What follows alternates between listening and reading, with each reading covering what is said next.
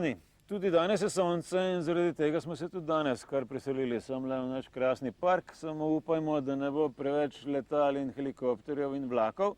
Zadnjič ste že enega slišali, danes boste pa verjetno tudi kakega. Ampak vseeno boste verjetno slišali kako in kaj. Danes gremo za začetek malo pogledati v Srednjo Ameriko. Naš kamerman Brane je rekel, da bi najraje kaj slišal o Gvatemali, pa lahko kaj povemo še o Mehiki, ki je tam zraven. On sam je pa največ križaril po Kostariki. Torej, na to potovanje sem šel s prijateljico že kakšne dobre 3 leta nazaj in štartala sva pravzaprav na Floridi najprej. Takrat je bilo najceneje to, da si priletel na Florido, od tam pa potem ujel kakršenkoli prevoz naprej. Sicer vam pa moram povedati, da iz Floride ni ravno, a vidite, že eden od tistih obljubljenih vlakov tamle zadaj za mano. Torej, ni kakšnih prav poceni poletov in vse te agencije delujejo na malo drugačen način, kot pa te, ki smo jih mi navajeni. Ker če gremo kamorkoli po Evropi ali pa tudi po Sloveniji, potem pač greš na agencijo in tam vprašaš, kakšni so najcenejši poleti v kakšen konec sveta. V tujini, predvsem v kakšnih takih bolj popotniško razvitih deželah, kaj vem, Nizozemska, Anglija, Grčija, celo Turčija recimo, boste kar zunaj videli table in piše New York za toliko in toliko denarja, Mexico City, Bangkok, Hong Kong, Nairobi, ne vem kaj še vse, pa posod bodo cene zraven in se potem lahko samo malo sprehodite naokrog, pa pogledate, kje je najbolj ugodno.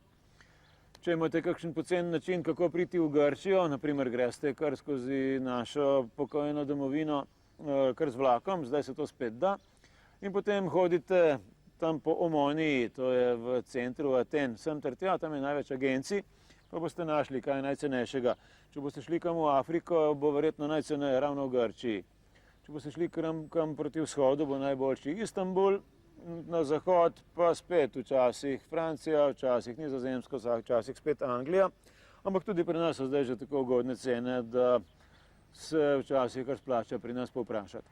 No, skratka, šla sva torej proti Srednji Ameriki, ampak najprej na Florido, ker je bilo potovanje tja bistveno cenejše. Tam sva si najprej najela avtomobil in s tistim avtomobilom Rent-A-Car sva se najprej nekaj dni priganjala po Floridi sem ter tja. Splača se iti na floridske kije, kar pomeni na floridske otoke. To so tisti otoki jugozahodno od Floride same, popolnoma zadnji je pa Key West. O tistem smo se pa v naši oddaji že kdaj pogovarjali. Lahko greste pa tudi malo na sever, tudi tam imate kaj videti. Najbolj znano je mesto Orlando, ob obali je pa tudi nekaj znamenitih mest, recimo, kaj vem, Fort Lauderdale recimo ali pa kar Miami Beach. Lahko greste tudi proti zahodu, se pravi, že Florida sama je kar svojega denarja vredna. No, v zahodni Floridi boste našli pa ogromna močvirja, ki se imenuje Everglades, in tam boste mogoče si najeli kakšno zračno ladjo, po angleško airboat, in se zapeljali med krokodili, želvami, po močvirjih, malo po travi, malo po vodi. Skratka, kaj takega boste lahko počeli. No, v Miamiju sva potem na vse zadnje kupila karto proti Srednji Ameriki, ki pa niti ni bila tako zelo poceni, kot sem mislil, da bo. Kar tam nekje skoraj $250 je stalo vse skupaj. In zanimivo, da v Ameriki dostikrat kakšne ugodne cene dobiš bolj na letališču, kot pa kje v mestu. V mestu je včasih že kar težko najti kakšno agencijo, pa še tam ponavadi je agencij zelo malo, mogoče 1 ali 2.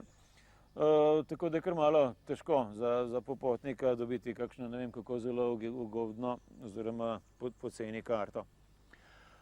Iz Mehike sva potem še malo zaokrožila. Že prej v Miamiju samem sva šla po vizume in sicer najprej sva šla po mehiškega, ta je že v mestu samem, pa je bilo kar nekaj časa treba voziti naokrog, ravno zato se splača vzeti Rent-A-Car.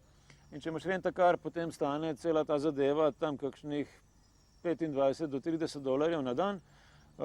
Treba pa je imeti kartico, tega nikar ne pozabite, ker če pa nimate kreditne kartice, potem bo pa vsa stvar 2-krat ali pa celo 3-krat dražja.